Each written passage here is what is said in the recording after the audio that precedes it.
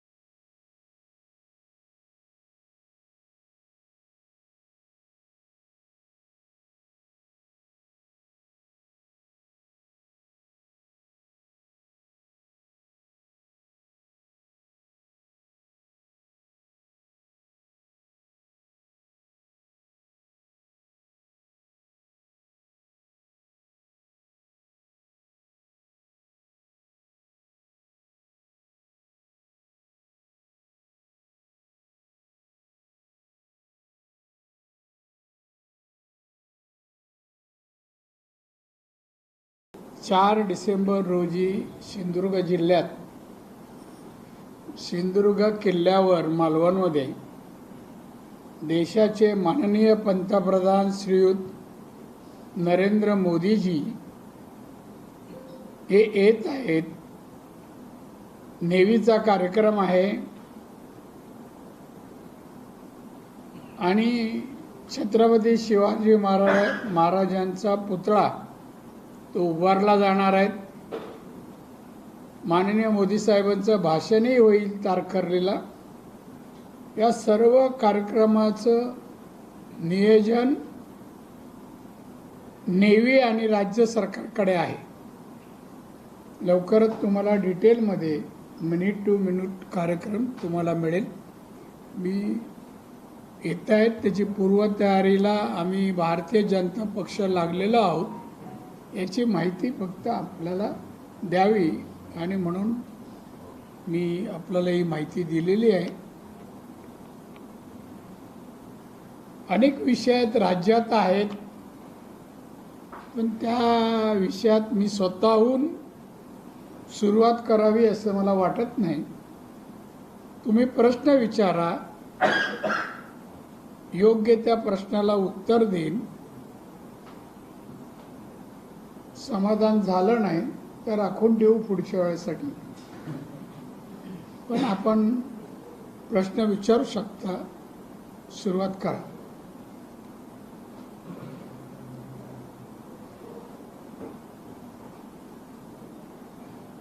नौसेना दिनाच्या निमित्ताने मोदीजी येत आहेत. नौसेना दिनाच्या निमित्ताने मोदीजी आणि राष्ट्रपती पण येत आहेत. प्रोग्रामचं काही शेड्यूल नाहीये. पण मी काय सांगितलं आता ते देतील लवकरच. सगळं फायनल झाल्यानंतर नेव्ही आणि राज्य सरकार तो कार्यक्रमाचं नियोजन आहे राज्य सरकारकडे, माननीय मुख्यमंत्र्यांकडे. मनीषा मस्कर त्याचं सर्व हे करतात तयार. मी कालच त्यांच्याशी बोललो. तयार झालं का प्रेस घेऊन आपल्याला ते सांगणार. या दौऱ्याचा कसा काय कोकणात फायदा होऊ शकतो काय वाटतं?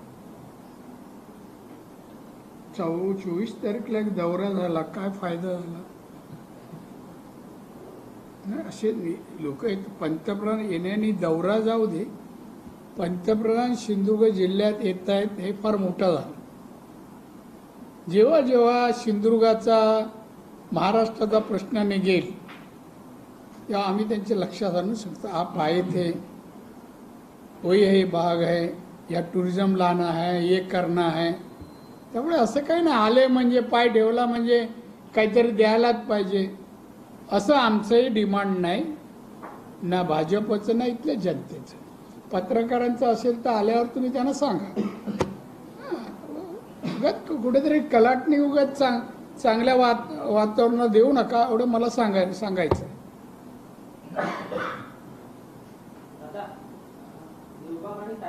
या ठिकाणी आपल्या कार्यकाळात रस्ता झाला आणि तिकडचं जे पर्यटन आहे ते आता जागतिक नकाशावर पोहोचलेलं आहे. त्या धर्तीवर किल्ला 20 सारख्या ठिकाणी बंधारा झाला मोठ्या प्रमाणात आणि ते पण पर्यटन आता फुललेलं आहे. आता पंतप्रधान मोदी साहेब येत आहेत. किल्ले राजकोट येथे भव्य पुतळ्याची उभारणी होती. एक पावसाळी कालावधीत कुठेतरी मालवणचं पर्यटन कुठेतरी कमी असतं. आता बारमाही पर्यटन उलेल अशी परिस्थिती आहे. या सगळ्या विषयावर एकूणच काय सांगणार? पर्यटन म्हणत आहे आणि अजून वाढ. सिंधुदुर्गाचा मुख्यतः विकासात पर्यटन ह्या विषयावरून आहे. अनेक गोष्टी येत आहेत, उद्योग पण येत आहेत. त्यामुळे पर्यटन आधारित उद्योग, त्याशिवाय MSMEच्या माध्यमातून मायक्रो, लघु आणि मध्यम हेही उद्योग येत आहेत. अनेक ठिकाणी दोडामार्ग आणि कुडाळ, सावंतवाडी या परिसरात येणारे उद्योग आज जागा शोधतायत, त्यांना पसंत पडली, आमच्याशी बोलतायत का लागणारी सगळी मदत उद्योगांना MSME देणार. आता एक ट्रेनिंग सेंटर येत आहे लवकरच, त्याचं भूमिपूजन होईल.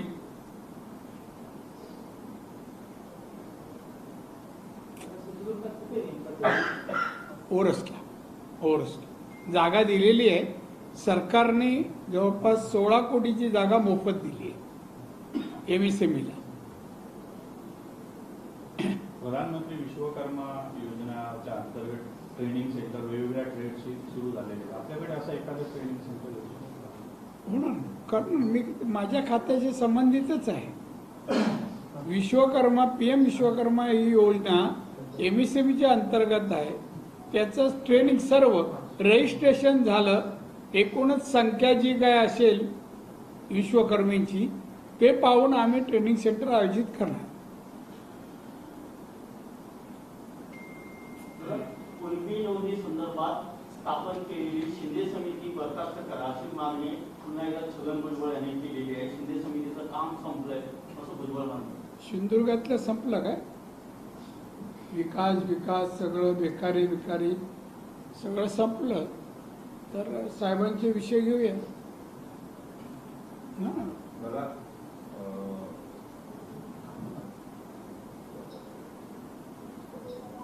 शिंदे समिती बरखास्त करा. संजय काय, मला त्या एवढा रस नाही त्या प्रश्नात. मी उत्तर देऊ शकतो. शिंदे समिती कोण बोललं असं बरखास्त करा? बळ हे सगळं कोणाविरुद्ध चाललंय? ती कोणाच्या मागणीनुसार कमिटी बनली?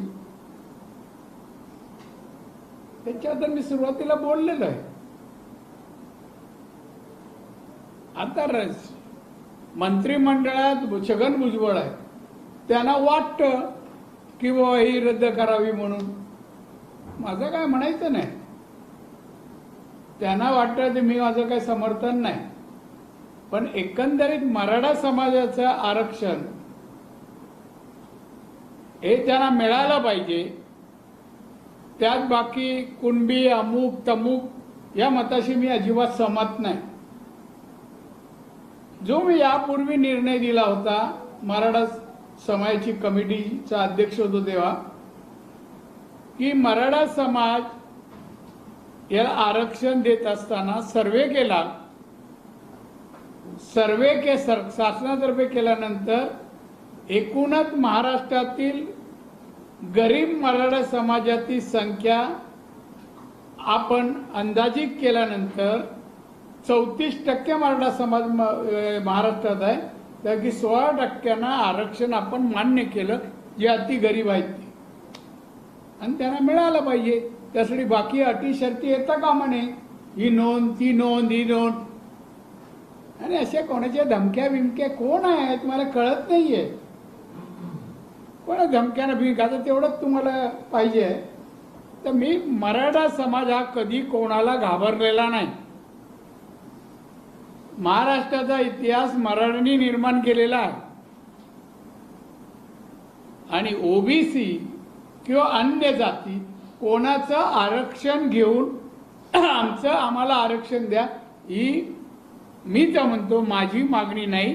आणि मीही तेव्हा तशी आम्हाला असं आरक्षण नको म्हणून सांगितलं. द्यायचं असेल तर 52%च्या वरती आरक्षण घ्यावं. घटनेच्या 15(4) प्रमाणे सामाजिक आर्थिक शैक्षणिक बाब सर्वे करून पडताळून पाहावी आणि राज्य सरकारने आरक्षण द्यावं, ते मागास आयोगाकडे पाठवावं आणि त्यांना आरक्षण द्यावं, जे यापूर्वी दिलं होतं ते.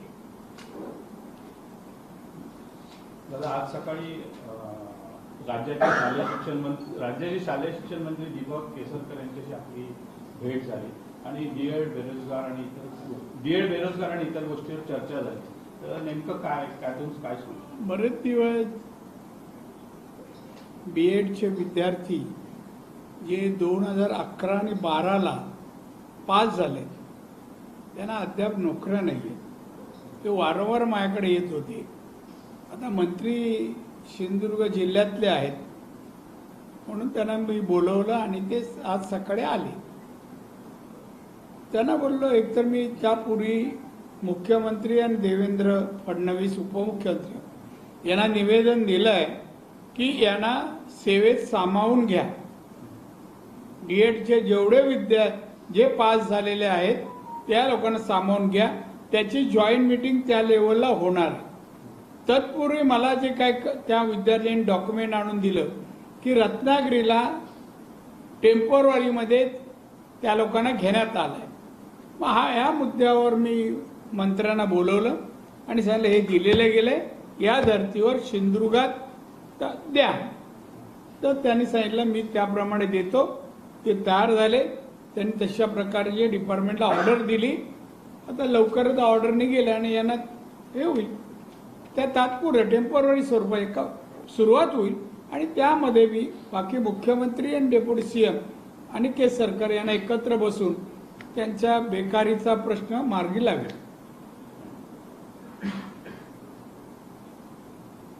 हा त्या मगाच्या विषयापेक्षा महत्वाचा विषय आहे ना, पोटापाण्याचा.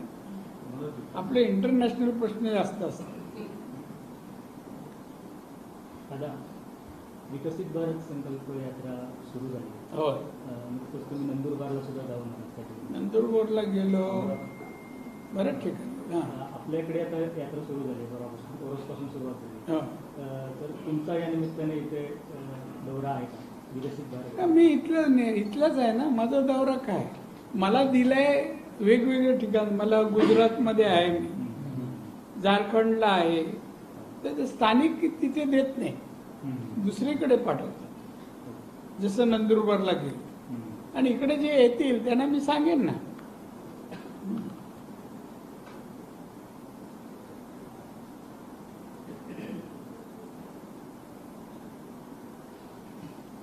अजून काय?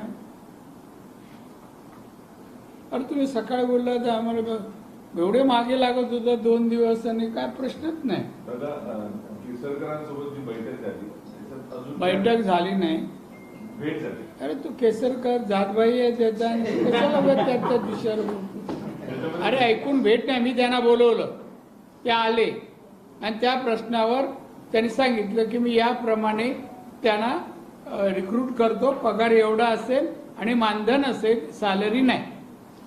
आणि परमनंटचा विषय मुख्यमंत्री सरकार घेईल का त्याच्यावर जी प्रोव्हिजन करायची आहे ती मुख्यमंत्री, अर्थमंत्री आणि डेप्युटी सीएम करतील. राजकीय चर्चा काय नाही, आम्ही करत नाही. मी तर नाही करत. कशाला का राजकीय काय आहे त्याच्यात? काय त्यांच्याशी मी काय राजकीय करणार? हा, सिंधुदुर्ग जिल्ह्याचं वैद्यकीय महाविद्यालय आहे, त्या ठिकाणी अनेक प्रश्न आहेत. तिथल्या प्रसूत्या सुद्धा ज्या आहेत. हा, सिंधुदुर्ग जे आपलं वैद्यकीय महाविद्यालय आहे, आपलं म्हणजे माझं नाही आपल्या जिल्ह्याचं जिल्ह्यात सरकार शासकीय म्हणा शासकीय ना. महाविद्यालय आहे, हा, त्या ठिकाणी प्रसूती असतील, अन्य काही जे रुग्ण येतात त्या सर्वांना CPR असेल किंवा गोवामध्ये रेफर केलं जातं आणि त्यामुळे जिल्ह्याची आरोग्य यंत्रणा थोडीशी कमकुवत दिसते. नाही आमचं आहे ना, कमकुवत नाही. तिकडे नाही झालं तर आम्ही करू. गरीब असेल पैसे घेणार नाही, आम्ही तसं करतो ना अनेक ठिकाणी. पण वैद्यकीय महाविद्यालय सुरू नाही. कमकुवत अजिबात नाही. काय कमकुवत असेल मी उणी भरून काढीन. कोरोनामध्ये पण ती 2 वर्ष एकही रुपया न घेता आम्ही सेवा दिली. 1 फ्लोर दिला स्पेशल. पण त्याचं कौतुक कुठे नाही आणि आभारी नाही, पण ते करणार मी. आणि आत्ताही कोणी आलं ना त्यांना ॲडमिशन देऊन आम्ही मोफत सेवा देऊ.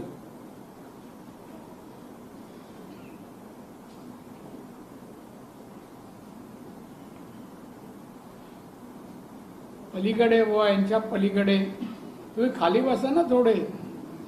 मागे दिसू तरी मला बरेच सिनियर लोक बसले. काय रे मागे का?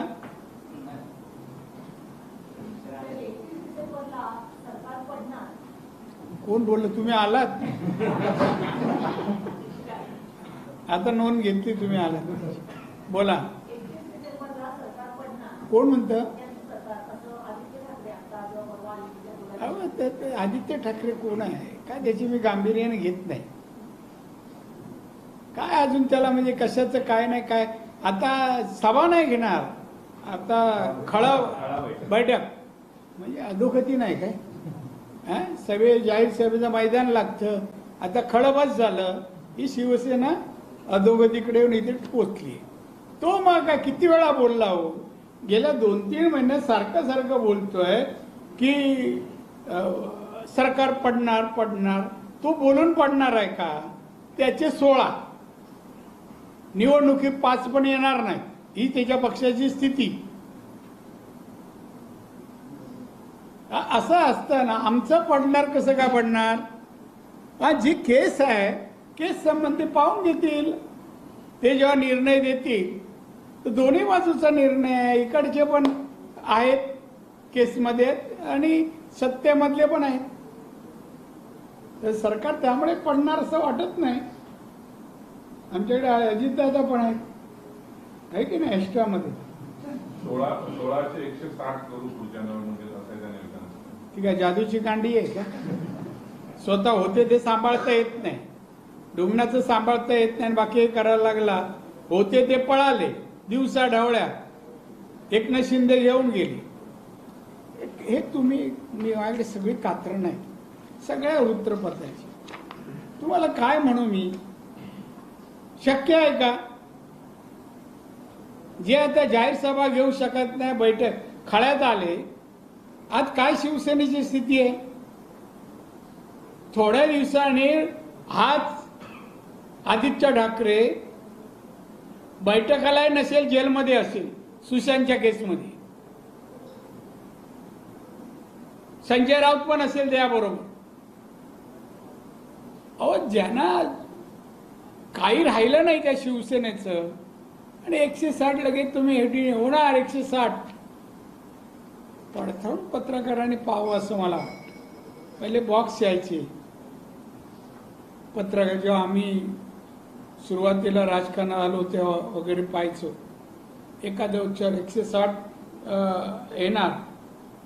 वरील वाक्य आदित्य ठाकरे बोलले असले तरी आत्ता सध्याची शिवसेनेची परिस्थिती पाहता 160 त्यांना जागा मिळणं कठीण असं बॉक्स यायचे. बॉक्स हरवले आणि काय कुठल्या पाकिटाच्या माध्यमातून ही बातम्या येतात माहित नाही. 160 येणार आणि सगळे हेडलाईन. केंद्रीय मंत्री म्हणा, राज्याचे मंत्री म्हणा, यांच्या हेडलाईन नाही एवढ्या यांच्या. कोण आहे? कोण विचारतंय त्याला? मी त्याच्यावर बोलायचं टाळतो. बावळट माणसांबद्दल मला नाही वाटतं बोलू. सत्ता होती, काय विधायक कार्य केलं, विकासात्मक केलं, शैक्षणिक कुठल्या क्षेत्राचं काम केलं सांगा? काय एन्व्हायरमेंटचं केलं? आज मुंबईत जेवढं प्रदूषण आहे तेवढं अन्य ठिकाणी नाही. एक मुंबई आणि दिल्ली. काय केलं का त्याने? मग आता खोके बिके जे बोलतायत ना, आता आमच्या समोर तर बोलू नये. डिलेव्हरी ज्यांनी केली त्यांना बोलू नये ना. कुठे गेले खोके, ते कसे जात होते, ते वेळ कुठला असायचा, था कोणाच्या हातात दिले, कुठल्या माळ्यावर जायचे. मला नाही बोलायचं का त्या मातोश्रीमध्ये बाळासाहेब राहायचे म्हणून मला नाही बोलायचं. नाही तर मला सगळं माहिती आहे. अरे एकनाथ शिंदे हा पोचवणाऱ्यापैकी एक आहे. घरी नेणाऱ्यापैकी नाही. त्यामुळे ह्या ठाकरे लोकांनी आता खोके ठोके वगैरे बोलायचं सोडा. निवडणुकीला तुमचं काही होणार नाही. 16 आहेत ना, ते राखता येणार नाही. मी आज सांगतो, मला 56 वर्षाचा राजकीय अभ्यास आहे. त्यामुळे उगाच कोणी बोलतं छापा, उगाच त्याच्यावर चर्चा करा. काय चर्चा करा? जिल्ह्याच्या एखाद्या प्रकल्पाबद्दल, योजनेबद्दल, अमुक विचारा ना, मी देणार उत्तर. कटिबद्ध आहे. लाल शर्ट काय विचारायचं आहे का आपल्याला? तुम्हाला नाही, तुम्ही त्यांना काय सांगता? जरा 5 राज्यांच्या आता निवडणुका संपत आल्या. हो. आपण पण काही ठिकाणी गेलो. काय पोझिशन असेल विशेषतः राजस्थान आणि मध्य प्रदेश? नाही, मी काय कोणासोबत ज्योतिषी नाही आहे. मी राजकीय माणूस आहे. मला वाटतं गेल्या 9 वर्षामध्ये माननीय मोदी साहेबांनी जे देशात काम केलं, देशाचं नाव जगामध्ये आज जे नावलौकिक मिळवलं आहे ते मोदी साहेबांमुळे. आणि ज्या काही विकास कामं केली आहेत देशात, हे पाहता या 5 राज्यामध्ये भाजपची सत्ता येईल असं आम्हाला वाटतं. दादा, त्या जिल्ह्यात आता बऱ्याच ठिकाणी बीएसएनएलचे टॉवर उभे राहिलेले आहेत. कसलं? BSNL tower. BSNL पण त्या बीएसएनएल टॉवर अद्याप कार्यान्वित झालेले नाही. त्या दिवशी पण विनायक राऊतांनी एक 15 टॉवर म्हणजे त्यांना कोण विचारतं? कोण विनायक राव? ते कशाला नाव घेतात रे? मंजूर करतात, पण मुळात गेली 6-5 हो, वर्षे विचारा BSNLचा अधिकारी कोण, त्यांना तर बोलवा, दिल्लीला बोलवा. मला टाकले चालू कोण करणार? बोलवा त्याला. आणि कन्सर्न मंत्र्याला पण कळवा. तुम्ही एक नोट लिहा, माझी सही घ्या. कोणी घेतो श्रेय घ्यायला जातो आणि तुम्ही लगेच विनायकराव पोलवर चढले आणि वरून घोषणा देते. अरे काय यायला तर विनायकराव. दादा, ते यादी वाचतात, मागच्या तसेच पडून आहेत. त्याचा कारवाई तर झालेच नाही. ठीक आहे, आपण तुम्ही सांगता ना, आपण त्यांना पाहिजे बोलू जिल्ह्यात, त्यांना सगळं दाखवू, त्यांच्या वरिष्ठांनाही सांगू हे सगळं चालू व्हायला पाहिजे. एवढं कर, तेवढं मी करतो. मी आज रात्री दिल्लीत जातोय, तेव्हा उद्या करतो ना. तर अधिवेशन पण आहे. सावंतवाडी टर्मिनसच्या संदर्भामध्ये गेल्या 3 दिवसापासून पुन्हा एकदा उठाव होतोय. ती बातमी आली आहे. हो, एकत्र आलेले आहेत. सावंतवाडीतले काही लोक एकत्र आलेले आहेत. एकत्र येणं म्हणजे काय? जमावबंदी करायला पाहिजे का? नाही, त्यासाठी जे त्या सावंतवाडी टर्मिनसचा विषय पुन्हा एकदा सुरू झाला आहे. आजच्या पेपरमध्ये तर असंही आहे की ज्यावेळेस सावंतवाडी टर्मिनसचं उद्घाटन नाही, भूमिपूजन झालेलं होतं, त्यावेळेस आपल्याला डावलून तिथे कार्यक्रम केला गेला, त्याचा फोटोही छापला गेलेला आहे. पण नक्की अजून पूर्णत्वास गेलेलं नाही. मला पहिलं क्लिअर करतो, मला डावलल्यामुळे काय ते डिले झालेला नाही. मी माहिती घेतो आणि ते सुरू होण्याच्या दृष्टीने प्रयत्न करतो. कारण त्यामुळे काय झालेलं नाही आणि मी काय केलं नाही. मी विकास कामाच्या मध्ये कधीच येत नाही. माझ्या दुश्मनाने जरी चालू केलं तर मी त्याचं अभिनंदन करेन. आज पाहिलंच ना तुम्ही, खानदारात मी केव्हाही कोणाच्या ठेवू शकतो. अदानींचा हायड्रो इलेक्ट्रिक प्रकल्प सिंधुदुर्गात होतोय. अदानींचा हायड्रो इलेक्ट्रिक प्रकल्प सिंधुदुर्गात आंजिवडेमध्ये तालुक्यातले गुंतवणूक जवळपास 8,500 कोटींची आहे. सिंधुदुर्गातला चालना मिळेल व्यवसाय माहित नाही तो कसला केमिकलचा आहे? हायड्रो इलेक्ट्रिकचा आहे. नक्की मिळेल, नक्की मिळेल. बाकीचं करू आपण, त्याला भेटून आपण वातावरण चांगलं करू. बेकारीचं कामाला लावण्याबिवण्याचं. तुझा एकच प्रश्न होता रे, तू पुढे काय विचारतच नाही. कोणी फोन केला रे?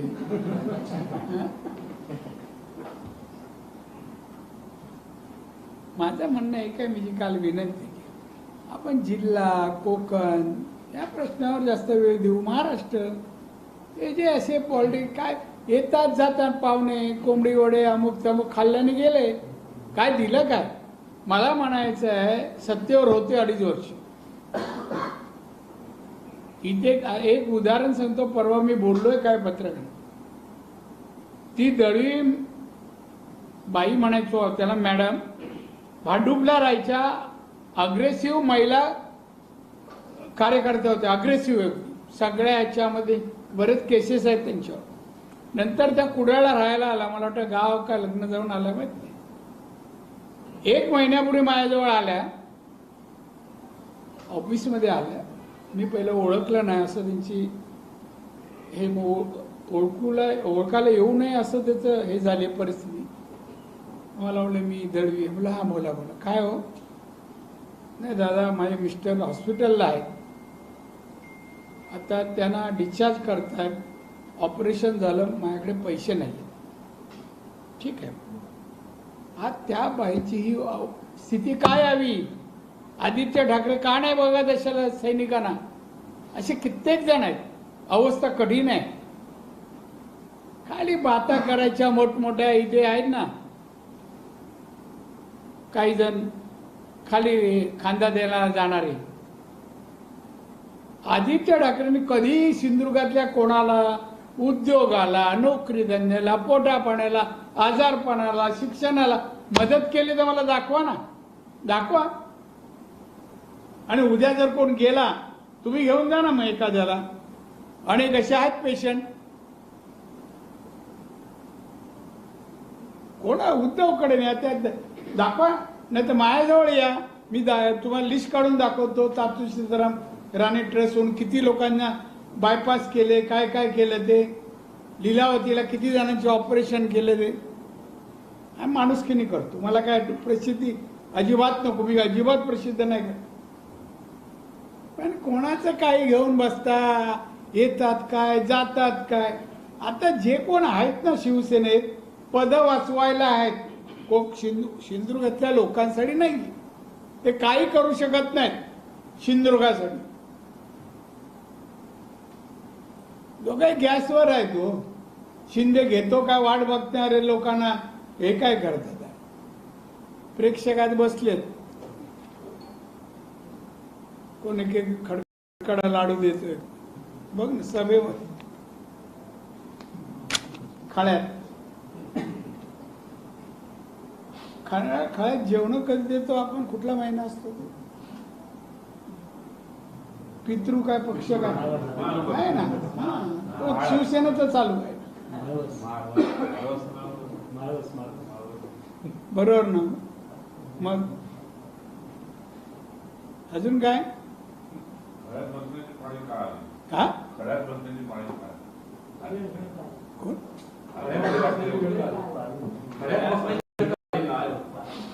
खऱ्या अंगणात बसण्याची वेळ काय आली म्हणजे कर्मत्यांची. मला काय विचारता?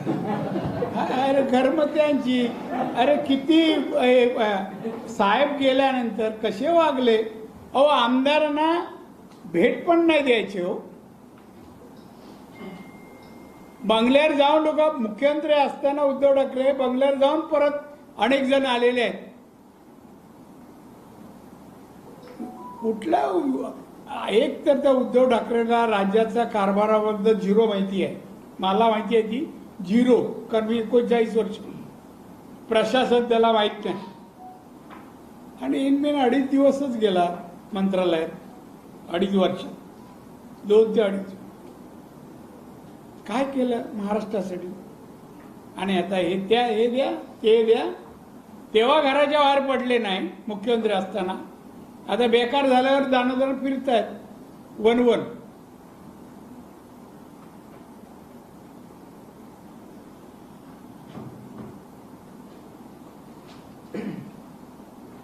आनंद साहेबांबद्दलचा चित्रपट तू म्हणून आपण तर त्यांच्यासोबत काम केलेलं आहे. चित्रपट पाहिल्यानंतर काय सांगणार? म्हणजे चित्रपट निघतो चांगला आहे. हो, अजून दुसरा तो पाहिला, तो रिलीज झाला, पाहिल्यानंतर मी बोलेन ना चांगला आहे म्हणून. मी तसं 56 वर्षात अनेक शिवसेनेच्या नेत्यांबरोबर काम केलंय. आता ते एका ठिकाणी नाही आहे. काय कोरा झाल्यानंतर हे आले, काय नाही राहिलं ठेवलं, शिवसेनेचं काय राहिलं नाही. तसे नेते, तसे सैनिक, काय दम नाही. आता फक्त सर्व पक्षांची सभा लावणं, चहा पाणी देणं, गेटवर उभं राहणं, नमस्कार करणं, एवढंच काम आहे.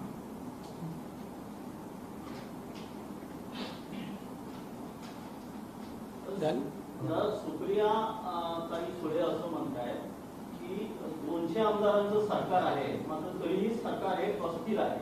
आणि अशा कसं आहे? अस्थिर आहे. अस्थिर आहे. ताईंना कशावरून आढळलं?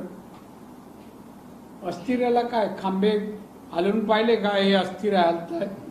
आमचे 200 आमदार आहेत, मेजॉरिटी आहे. जेव्हा अधिवेशन होईल तुमच्या पक्षाला सांगा, अविश्वासाचा आणा, मग बघूया ना अस्थिर आहे का काय. एकमत सरकारमध्ये नसल्याचं त्यांचं म्हणणं आहे. हा, सरकारमध्ये एकमत नसल्याचं त्यांचं म्हणणं आहे. एकमत आमच्यात आहे, एकमत आहे. त्यांना का वाटतं आणि तुमच्यापर्यंत निरोप त्याने का दिला मला काय कळलं नाही. छगन भुजबळांचं एक स्टेटमेंट आलंय की बीडमध्ये जर हिंसाचार आणि जाळपोळ झाली त्याची एकच बाजू दाखवण्यात आली आणि त्याला गृह खातं जबाबदार आहे. आता बातम्या तर रोजच येतात उलट सुलट, त्यात काय उत्तर? पोलीस कोणी जाळपोळ झाली, दंगल झाली, पोलीस जाणार त्याच्यात, म्हणून काय कायदा सुव्यवस्था नाही असं अर्थ होतो का? अरे आता या जिल्ह्यात लोक येत आहेत, सुरक्षित परत जात आहेत, काही न करता खळ्यात बसतात, कुठे कुठे बसतात, काय काय खातात. सुरळीत आहेत म्हणजे कायदा व्यवस्था चांगला आहे का हो केसरकर? ना सांगा ना. आम्ही काय कुठे कोणाच्या खाण्या ह्याच्यामध्ये व्यत्यय आणला का? नाही. पण तुम्हाला मानायला पाहिजे, नेमकेच प्रश्न विचारले पण फार महत्वपूर्ण वाया विचारले. लोकसभा विधानसभा एकाच वेळी होती. काहीतरी प्रश्न विचार, काय ज्या होतील त्या पण आपण उभा राहायचंय का? काय कसं लवकर काय? ठीक आहे, आवरा आता. Thank you very much. थँक्यू.